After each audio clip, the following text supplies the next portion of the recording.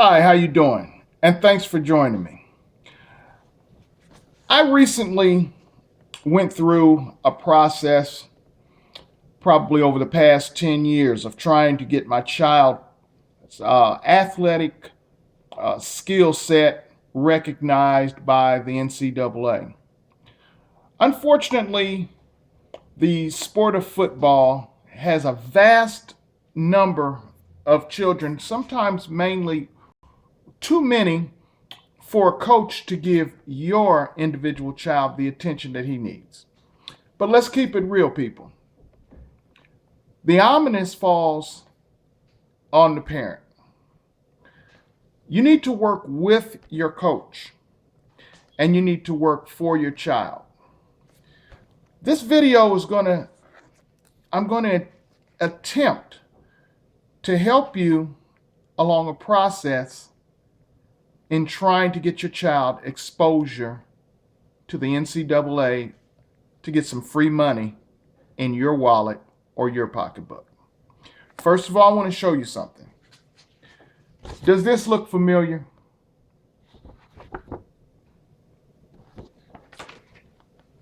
Just a kid. Rec football. Starts out that way, something he loves to do. Football is unique in a lot of ways, but it's one of the best American tools that we can, hope for from helping our kids bridge themselves into a higher educational institution. What we need to do as parents is first we need to set with our children and define some goals. One of the goals would be, what is it that you want to do? What would you like to be? Don't think that he may not say football or basketball, NFL. That's okay, but he's a kid. Okay, so if there were no football, if there were no basketball, or in this case football, what would you want to do? He may surprise you and tell you he wants to fly an airplane. People, your child may have the athletic ability to pay for that education. My son, we started off, as I showed you, he went from rec football into the high school football. Two proud parents there. On to, actually, let's see if I can get it together here. National Signing Day, where he signed a contract with the United States Military Academy at West Point. Very proud of him. There was a lot of successes and a lot of mistakes along the way. And I'm a firm believer that you gain more from your mistakes than you do your successes. What I'm going to try to do is give you a pathway to get your child on the way one step further to that scholarship. First of all, I'm going to tell you that it's football the objective. You have to understand the program objective in most rec programs is to strengthen young men by investing in their positive energy towards sports, team building, and organizational skills. Now, that's what football does. It also creates a bond between parent, child, mom, child, and family support. You will find that this child has an incredible desire to please you. And I'm speaking mainly, I'm not speaking, but I'm going to speak to the fathers for just a moment. Hold on, Mom. Sometimes mom is dad too, but this is what I want to say. Your rec game is on Saturday morning. If what you're doing on Friday night means that I have to come and pick your child up and take your child to his rec football game, then you need to basically cut loose whatever it is that's going on Friday nights. Enough said. You've got to understand, ultimately, this is what this child is going to need in order to go to the next level. He's going to need to graduate from high school. High school, here again, like anything else, you have a compilation of all different types of people that learn and at all different speeds and levels.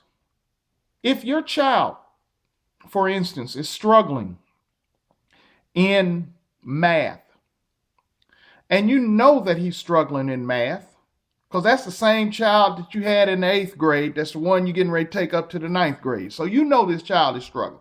You want to go to the counselor and you want to insist that they place him in IUP class. It's a smaller class.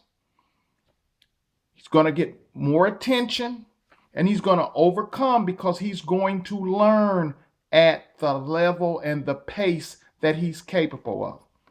How many of us on our jobs have to go back and say, I didn't quite understand?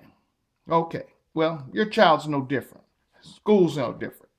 But speaking of trying to progress into college, once he gets in the 9th grade, it's a chronological record. So we don't want him to start out behind.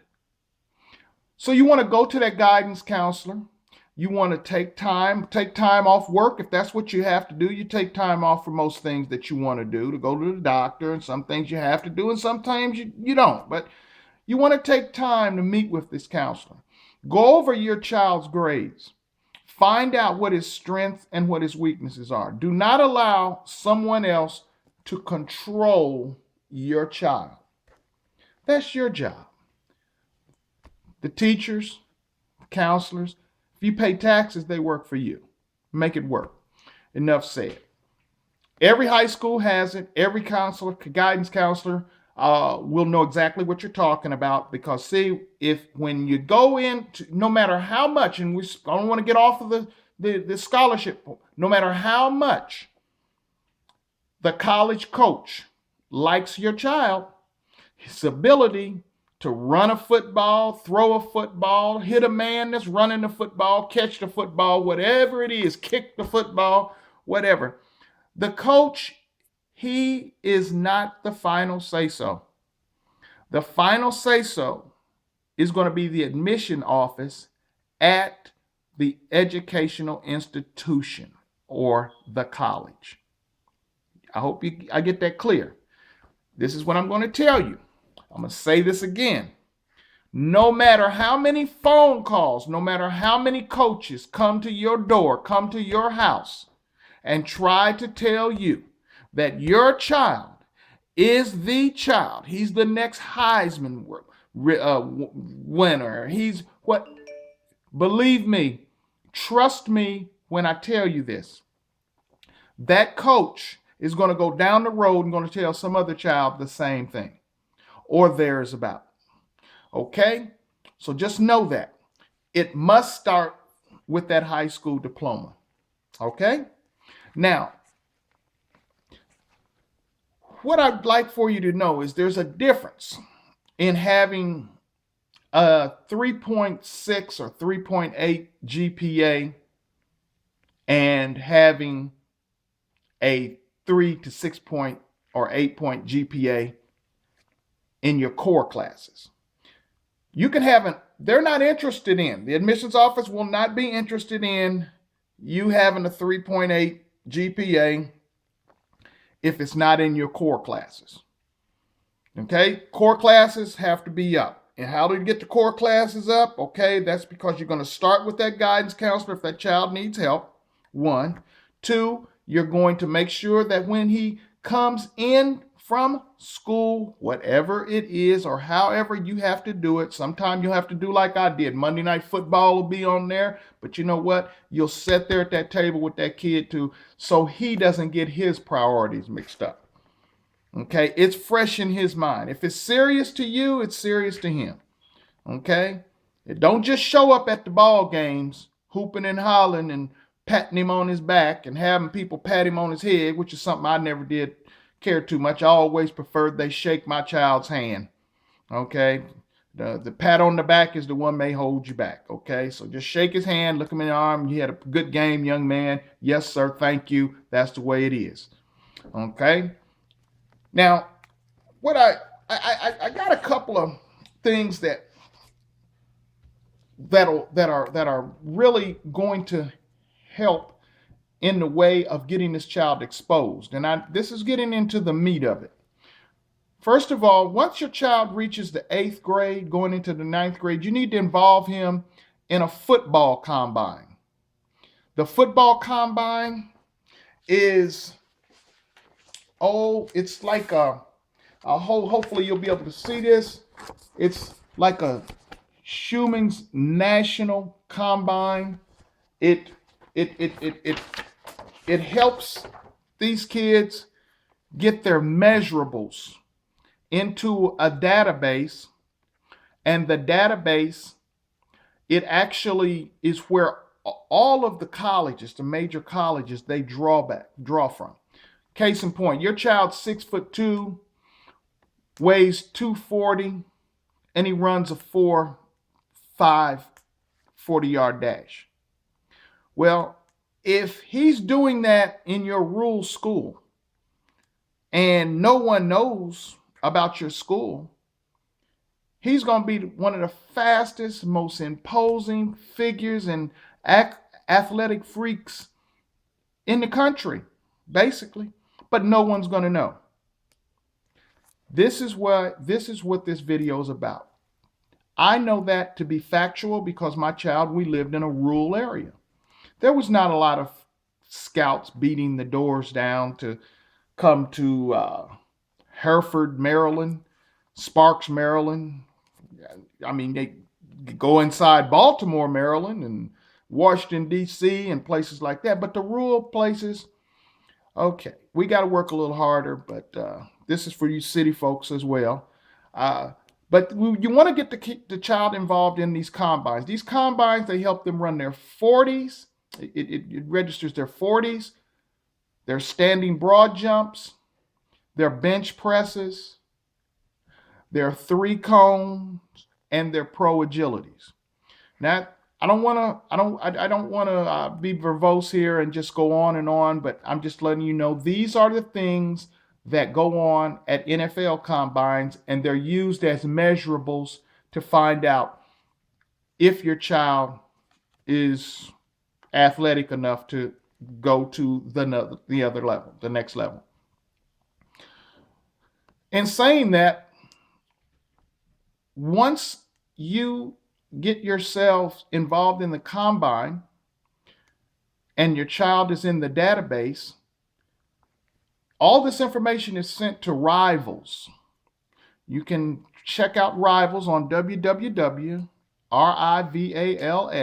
Rivals, and you'll see that they rate the student athletes by stars. 1, 2, 3, and 4. 4-star athletes, I believe. It may be 5 now. I don't know. I mean, it's just so many incredible kids out there. That's why I'm telling you can't afford to wait. Fast forward. You get your child involved in the combine. And not just any combine. This combine must be a combine that is sponsored by a Nike, Gatorade, ESPN 24/7, one of these combines. Someone who's got a little pull. I happen to know Mike Farrell, the national recruiting. He's the head man with Rivals. And he's a good man. He helped me quite a bit. And this is why I want to give back. He did it free. I'm doing this to you for free.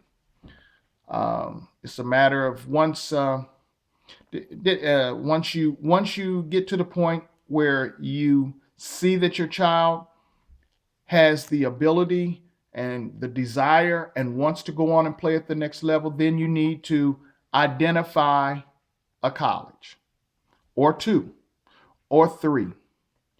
But the main thing is, after the combine, you want to do at least two of these combines per year. This child will get better. If he's running a 4.7, if he's a running back and he's running a 4.7 40, that's okay. He'll get better. Okay. By the time, hopefully, he's a junior, senior, he'll have it down to that speed that you want. The main thing is, once they see him in the 8th grade combine, and then they see him again in the 9th and 10th grade to the junior combine, they will have been able to track him and see he's progressing. Trust me on this. Don't go and sign these contracts with these people who want to exploit. I say that it's exploiting. Why should someone get you to sign a contract with them for $1,500? You give them $300 now, pay them $50 a month, and they're going to mail out all these different whatever it is that they say they're going to mail out to these different colleges. Because I'm going to tell you, when I ended up at the University of Virginia, when my child was recruited by Virginia, the great Al Groh, I have just all types of respect for. He took me in the back because I'm handing him this piece of paper that I didn't sign, because I was one of them parents now. They bumped my head real good, got my money on the line. I didn't sign the check. My wife's happy. We all happy. We think we doing something. And we were doing something all right. But when I was giving this paperwork to Mr. Groh took me in the back room and he said, "Mr. Charles, we're not interested in that." He said, "Let me show you what we do when we do get this type of correspondence." He took me to the back room. He said, "What's that over there?" I said, "Looks like a big old garbage can to me." Okay. He said, "What do you do with your junk mail?" Do you get my point? It's junk mail. What you want to do is identify when this college is having a camp. Enroll your child in the camp after he has been through these rivals, through this combine that I'm telling you about. This is called establishing a relationship. That's what they want. They want relationships. Okay? All right. Do your research. The other thing, once your child goes to this combine, or once he goes to this camp, once he goes to this camp and he likes this school and the school shows interest in him and so forth, immediately you've got to understand he's got to take an SAT or an ACT exam. He has to do that. When the child does that, you want to make sure that his transcripts, everything, the grades and everything are on par. You want to be the first one to get that transcript, which will have to be mailed from your school. It's a sealed, registered document that has to be mailed from one admissions office to another admissions office. Okay? But the problem is that if you've done your homework from that 9th grade on through the time that this child would be ready to go into college, then his grades are going to be right. The transcripts are going to be there. You're going to be the first person to get that in there, because you know what? I've seen it happen. It happened to us. University of West Virginia wanted my son, but I didn't know. I just didn't know how important. No one helped me along this way or informed me, or I wasn't in the right place to hear the information. That's the purpose of this. I hate to see parents and the children lose out. So this is my way of trying to help you learn from my mistakes so that you don't have. You're going to make your mistakes anyway. You're going to make enough of them, trust me. But at least learn from mine. And they took another running back in front of my son. And we really did want to go to University of Wisconsin. By the way, I also want to let you know that my son ex- received the full scholarship at the United States Military Academy at West Point. Okay, this is this was a great day when he signed that. When you saw that earlier, he was signing his intent to go to the military preparatory school. Okay, see this is where we have to understand this. It's a process. You want to set your child up. You want to get him in a win-win situation. Now, going to West Point, which at the time was the #1 educational institution in the United States of America, scholarship was worth $475,000. It was pretty easy when things didn't work out at University of West Virginia. We decided against going to Virginia and a few other schools. He had several offers. I thought, man, United States Military Academy is the place to be. Because I knew that when they came in there, that they were going to help my child go to the next level in life. You're only going to play football. Your child's only going to play football for so long. What is he going to do after football? Okay? So, like I said, from the beginning of this video, football is a tool. I'm trying to help you get one more step closer to college by using football and not allowing football to use you. You'll find out that once your child is happy, once he graduates from high school, goes on, once you start going to things, Army, Navy games,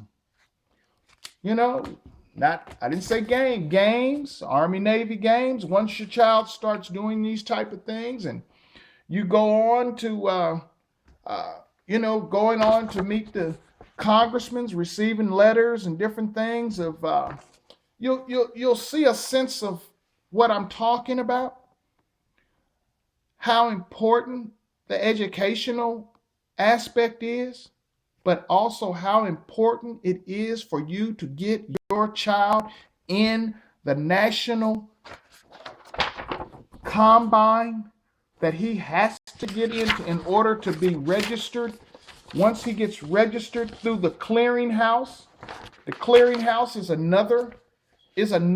I got the paperwork here. I don't have it right available, but all you have to do is Google it, www.nationalclearinghouse.com. It's $50 or somewhere around there. Get your child registered in the clearinghouse, especially by the time he's a junior. Okay? I wished I could take some questions, but this is actually my first video. I do plan on doing some more, putting some together, a little more professional, I should say. But sometimes we just got to do what we got to do in order to get our kids to the next level. Don't wait on coach. Don't put little Johnny on coach's nickel. He's on your nickel. You're going to have to travel. You're going to get on cars. You're going to go to these combines around. You're going to identify them. I used to do it. My son and I, we slept on floors. I can remember driving to Brooklyn, New York. I slept on the floor. I wasn't going to let him sleep on the floor. He slept on the couch. So that way he could get up and run that 40. We were in Brooklyn, New York. We did that. He did well. He made the all combine team. I got some help from there from Joe Hayden, the cornerback from Cleveland for the Cleveland Browns right now. I got just help from Joe Hayden Sr., his dad, who sent me up there, told me, you need to go. Get up there, Ray. Let's go. And, I did. And by me listening to him, like I'm hoping you're listening to me, you're going to be able to help that kid.